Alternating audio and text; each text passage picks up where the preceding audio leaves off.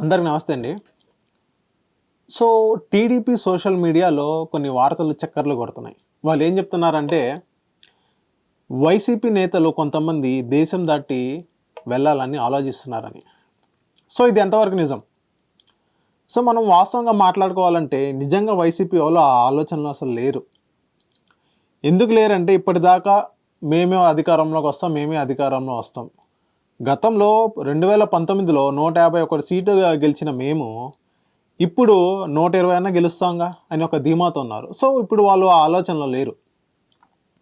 So ఇదే reason, ఎందుకు లేరంటే ఇదే రీజన్.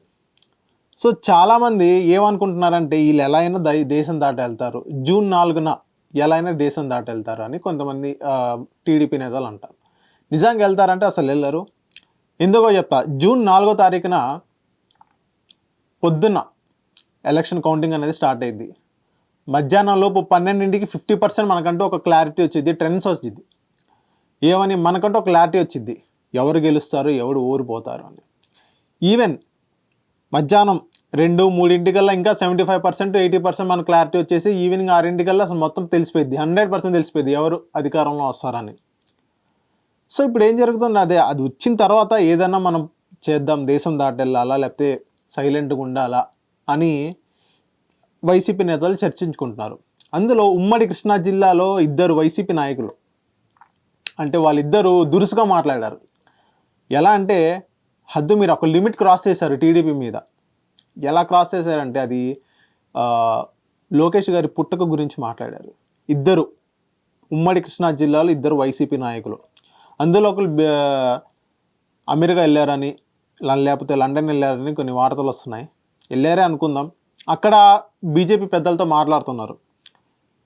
ఇఫ్ టీడీపీ కనుక అధికారంలోకి వస్తే నేను బీజేపీకి వస్తాను, ఏదో వైసీపీలో ఉన్నంత వరకు నేను కొంచెం దురుసుగా మాట్లాడాను, కొంచెం నన్ను టీడీపీలో జాయిన్ చేయండి అని కొన్ని వైసీపీ ఉమ్మడి కృష్ణా జిల్లాలో వైసీపీ ఎమ్మెల్యే బీజేపీ వాళ్ళకి రిక్వెస్ట్ చేస్తున్నారంట.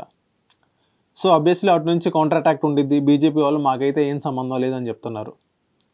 సో ఇలా జరుగుతున్నాయి. వేరే వ్యక్తి అంటే ఉమ్మడి కృష్ణా జిల్లా ఇద్దరు వ్యక్తులు అని చెప్పాను కదా, అందులో వేరే వ్యక్తి మనకి ఎలా అయినా మన ప్రభుత్వం వచ్చింది, ఏం భయపడకు అని అంటారు.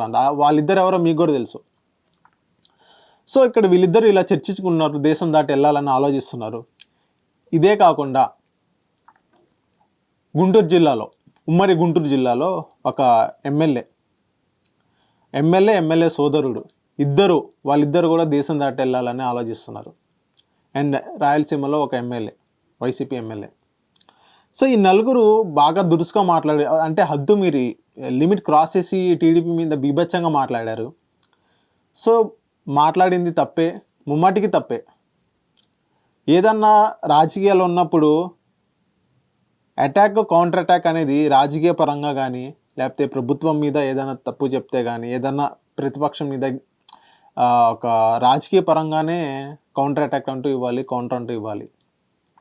వీళ్ళు ఇప్పుడు సోకాల్ నలుగురు పేర్లు చెప్పానో వీళ్ళందరూ పర్సనల్ లైఫ్ని టార్గెట్ చేశారు. రాజకీయాల్లో పర్సనల్ లైఫ్ టార్గెట్ చేయడం చాలా పెద్ద తప్పు. ఎవరి పర్సనల్ లైఫ్ వాళ్ళకు ఉంటుంది. సో ఈ వైసీపీలో చెందిన ఈ నలుగురు మాత్రం దేశం దాటి వెళ్ళాలని ఖచ్చితంగా కూర్చున్నారు. జూన్ 4న వీళ్ళు నలుగురు కూడా దేశం దాటి వెళ్ళాలని ప్లాన్ చేస్తున్నారని టీడీపీ వాళ్ళు అంటున్నారు. టీడీపీ సోషల్ మీడియాలో ప్రచారం అవుతుంది.